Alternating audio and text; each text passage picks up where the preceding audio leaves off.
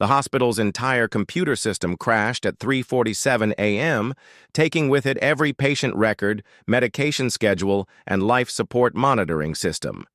The IT specialists had been working for 18 hours straight when someone mentioned the quiet old woman who organized the hospital's medical library. "She's just a librarian," the head technician said dismissively. What could she possibly know about cybersecurity? What they didn't know was that Elena Vasquez had once been the Pentagon's most classified weapons system, a human mind trained to wage war in digital battlefields that didn't officially exist. Elena Vasquez had been stamping books and organizing medical journals at St. Mary's Hospital for 12 years, ever since the day she'd walked away from a world where keystrokes could topple governments and algorithms could start wars. The transition from cyber warfare to library science had been deliberate, chosen not for peace, but for invisibility. In her small basement office, surrounded by dusty medical textbooks, she had found the perfect place to disappear from the attention of people who still believed she was dead. Her routine was simple and comforting. Arrive at 7 a.m., organize returned materials, help medical students find research papers, update the catalog system. Most staff barely noticed her, the quiet woman in her late 50s who wore cardigans and reading glasses, who ate lunch alone while reading century-old medical journals. They didn't know that the vintage computer on her desk was actually a military-grade encrypted terminal, or that she spent her lunch hours monitoring digital chatter from conflicts around the world, watching for patterns that might indicate someone was still looking for ghost protocol operatives like herself. The attack had started subtly, the way the best ones always did. Small glitches in the patient monitoring systems, occasional delays in lab result transmissions, minor corruption in backup files. Elena noticed because she noticed everything. 12 years of paranoid vigilance had taught her to see anomalies that others dismissed as normal computer problems. But when she traced the source code of the glitches, what she found made her blood run cold. The digital signature was familiar. Too familiar. It was the same elegant, almost artistic malware structure she'd seen 15 years ago in a classified NSA briefing about a rogue operative known only as Architect. Someone who had been declared killed in action after attempting to sell state cyber weapons to foreign governments. Someone Elena had personally hunted through digital networks until his signal went dark in a server farm explosion that was supposed to have ended the threat permanently. Now, at 3:47 a.m. on a Tuesday night, Architect had returned, and he wasn't just attacking random computers. He was systematically targeting the medical facilities where former Ghost Protocol operatives had taken civilian jobs. St. Mary's wasn't his first target. Elena had been monitoring encrypted channels for weeks, watching hospitals in Seattle, Denver, and Phoenix get hit by increasingly sophisticated attacks. Each time, the pattern was the same. Total system failure, massive data corruption, and in the chaos that followed, someone always died. Someone whose background, when carefully investigated, traced back to military intelligence operations that had never officially existed. The elevator to the basement library wasn't working. Nothing in the hospital was working except emergency power and life support systems running on backup generators. Elena climbed 4 flights of stairs with a speed that surprised the young residents she passed. By the time she reached the IT command center on the 6th floor, she had already formulated a plan that would either save the hospital or confirm what she'd suspected for months. That Architect hadn't just returned to settle old scores. He was cleaning house, eliminating everyone who had knowledge of operations that powerful people wanted permanently buried. The IT command center was chaos. 12 technicians hunched over laptops trying to bypass security protocols and restore basic functions. Dr. Harrison, the chief of staff, paced behind them, barking questions they couldn't answer. Patient monitors throughout the hospital showed flat lines not because patients were dying, but because the computers couldn't read their vital signs. In the ICU, nurses were manually checking pulses and respirations, writing notes on paper charts they hadn't used in years. "How long until we're back online?" Dr. Harrison demanded for the 10th time in as many minutes. "We don't know," admitted Marcus Chan, the head of IT. "This isn't just a virus or a denial of service attack. Someone has rewritten our entire operating system from the inside out. Every time we try to restore a backup, the attack adapts and corrupts the new data. It's like fighting something intelligent." Elena stepped into the room quietly, the way she'd learned to enter hostile digital environments, without drawing attention until she understood the battlefield. She studied the code scrolling across the primary diagnostic screen, watching patterns that reminded her of watching a chess grandmaster play against multiple opponents simultaneously. "Excuse me," she said softly. "I'd like to help." Marcus looked up, irritation flashing across his face. "Ma'am, this really isn't the place for someone who understands military-grade cyber warfare?" Elena interrupted, her voice still quiet but carrying a new authority. "Because that's what this is. Not random hackers or criminals. This is a targeted attack by someone with access to weapons-grade malware." The room went silent. Dr. Harrison stared at the elderly librarian as if seeing her for the first time. "Elena, how could you possibly know that?" Elena walked to the main terminal, her fingers hovering over the keyboard. For 12 years, she had avoided touching military-grade systems, knowing that any digital footprint could alert the wrong people to her location. But as she watched the attack code evolve in real time, adapting to every countermeasure the IT team attempted, she realized that her cover had already been blown. Architect knew exactly where she was, and he was forcing her into the open. "Because," she said, beginning to type with a speed and precision that made the young technicians step back in amazement, "15 years ago, I designed the countermeasures for exactly this type of attack. And the person doing this used to be my partner."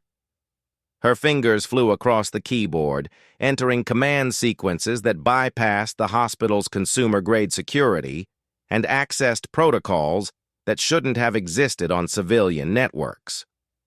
Within 30 seconds, she had opened what looked like a video game interface, but was actually a three-dimensional representation of the hospital's entire digital infrastructure. "My God," whispered Jenny Rodriguez, one of the younger IT specialists. "What is that?" "Real-time network visualization," Elena replied, manipulating the display to show data flows as streams of colored light moving through a digital model of the building. Every computer, every connection, every piece of data moving through the system. The attack was visible now as dark red streams flowing through the network like digital blood, consuming healthy data and leaving corrupted code in its wake. But Elena could see something else. Hidden pathways in the attack code that revealed its true purpose. "He's not trying to destroy the system," she said, her voice tight with realization. "He's trying to extract something. Patient records, employee files, anything that might contain information about people who used to work in government positions." Dr. Harrison leaned closer. "Elena, who are you? Really?" Elena's hands paused above the keyboard. For 12 years, she had been just the librarian, the quiet woman who helped medical students find research papers and organized dusty journals.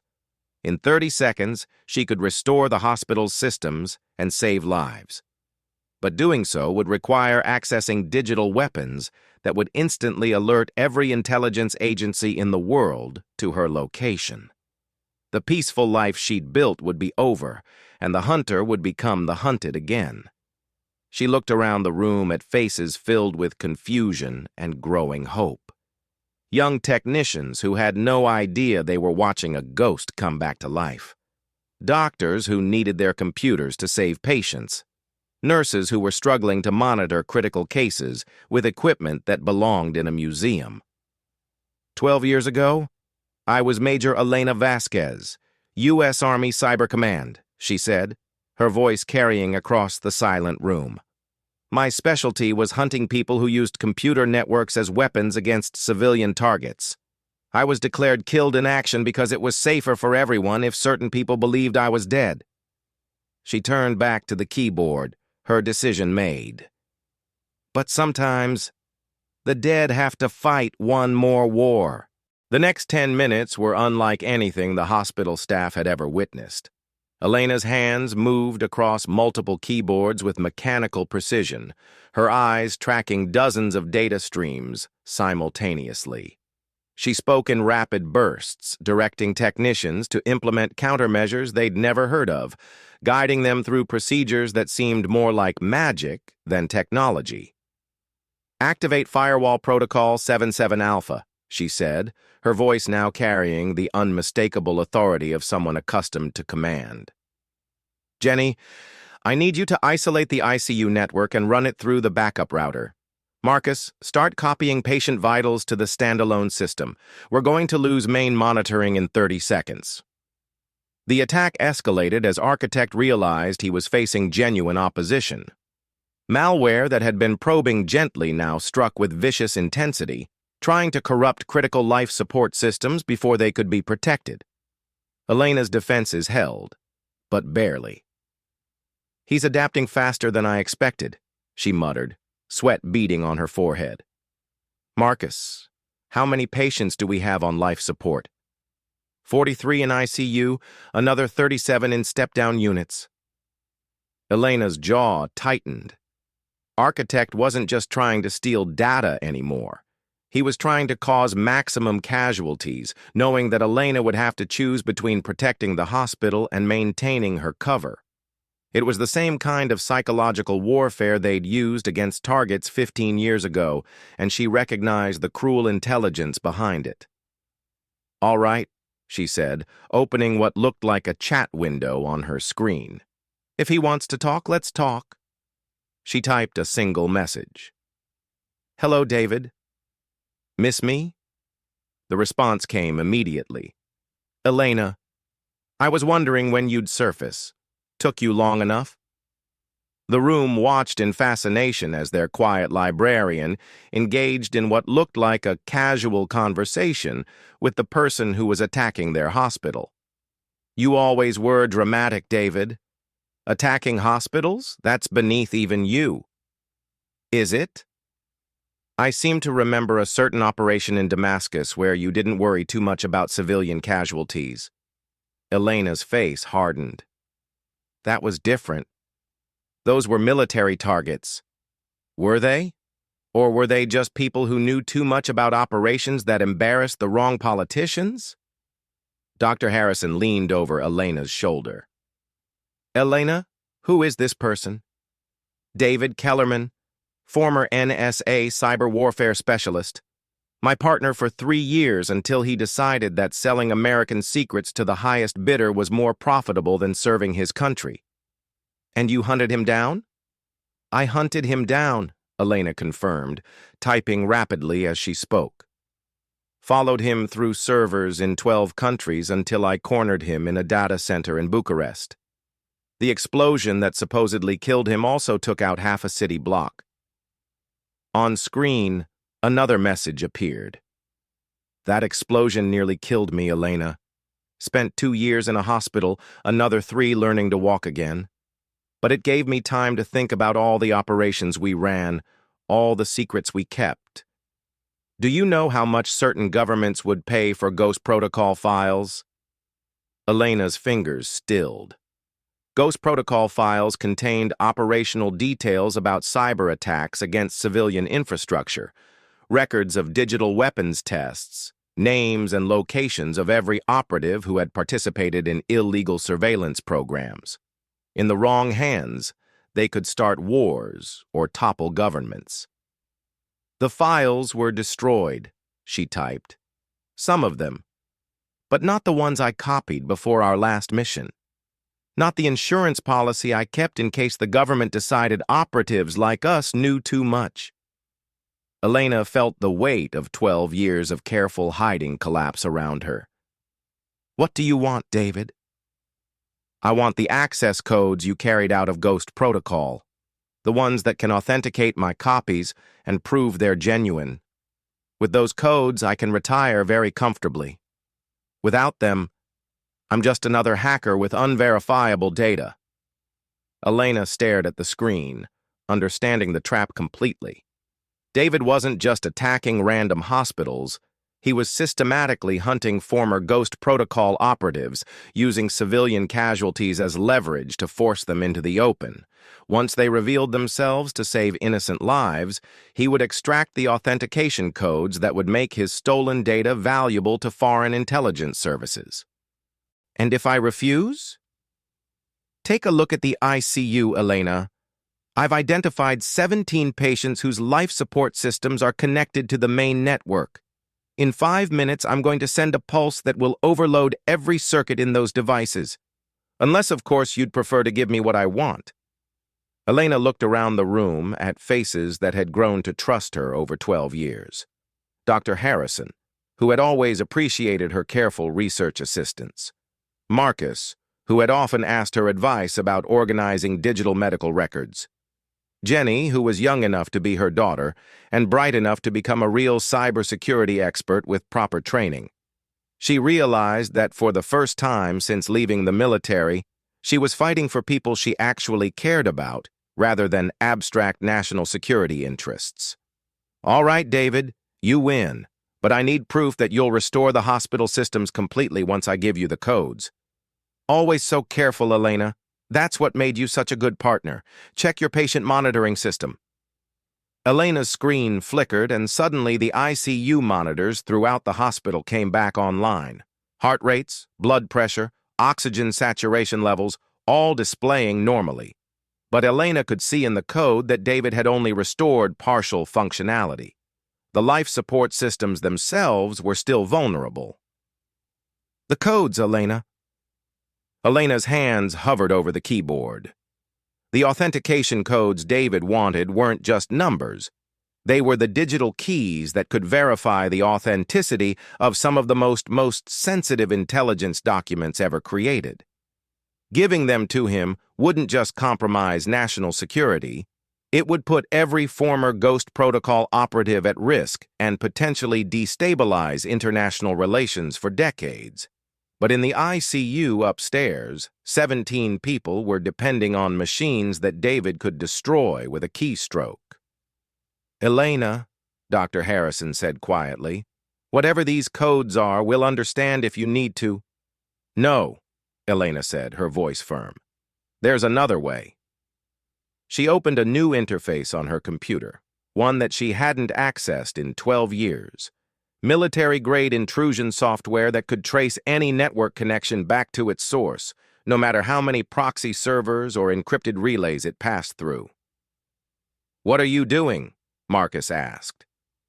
"Something I swore I'd never do again," Elena replied, her fingers flying across the keyboard. "I'm going hunting." The software worked faster than anything the civilian IT team had ever seen, following David's connection through dozens of intermediate servers, mapping the route in real time on Elena's three-dimensional display. Within minutes, she had traced the attack to its source, a server farm in Prague, operating under a cover identity that David had maintained for years. "Found you," she whispered. "Elena, what are you planning?" David's message appeared on screen, and for the first time, Elena detected uncertainty in his tone. "The same thing I planned 15 years ago, David. To stop you from hurting innocent people." Elena's next sequence of keystrokes launched what the Ghost Protocol manual had classified as a digital kinetic weapon. Malware designed not just to corrupt computer systems, but to cause physical damage to the hardware running them. It was illegal under international cyber warfare treaties, and using it would expose her to criminal prosecution by multiple governments. But as she watched the software trace David's location and begin its work, Elena felt a satisfaction she hadn't experienced since leaving the military. This was what she had been trained for, not organizing library books or helping medical students, but hunting predators who use technology to harm the innocent. "Elena, stop!" David's message appeared. "You don't understand. The Ghost Protocol files aren't just insurance for me. There are others who know I have them. If something happens to me, then they'll come looking for the same authentication codes," Elena finished. "Which means this was never going to end, was it? You were just the first." On her screen, David's connection began to degrade as the digital weapon reached his servers. But Elena could see other connections appearing. Backup systems coming online, encrypted channels opening to locations around the world. David hadn't been working alone. "Elena," Dr. Harrison said urgently, "the patient monitors are fluctuating again." Elena looked at her display and saw new attacks beginning, these ones more sophisticated and vicious than David's had been. Her digital weapon had worked. David's operation was crippled. But it had also alerted his partners to her location and capabilities. "How many hospitals are on your network?" she asked Marcus quickly. "We're part of the regional medical system, 12 hospitals across 3 states. Elena's blood ran cold as she watched new attack vectors opening against all 12 facilities simultaneously. She had won the battle against David, but the war was just beginning. "Dr. Harrison," she said, her voice carrying the calm authority of someone who had faced impossible odds before, "I need you to contact the other hospitals in your system. Tell them to disconnect from all internet services immediately and run on standalone networks only." "For how long?" Elena looked at her screen, where new enemy signatures were appearing faster than she could identify them. David's partners weren't just hackers or criminals. They were state-sponsored cyber warfare units with resources that dwarfed anything a single operative could deploy. "I don't know," she said honestly. "This is bigger than I thought. David wasn't just selling secrets. He was part of a coordinated campaign to destabilize American medical infrastructure." She turned to face the room full of people who had just watched their quiet librarian transform into something they didn't understand. "I'm sorry," she said. 12 years ago, I thought I could leave this world behind and build a normal life. I was wrong. The war followed me here, and now all of you are part of it whether you want to be or not." Jenny Rodriguez stepped forward, her young face determined. "Elena, whatever you need us to do, we'll help. You saved this hospital tonight." Elena smiled, feeling something she hadn't experienced in years.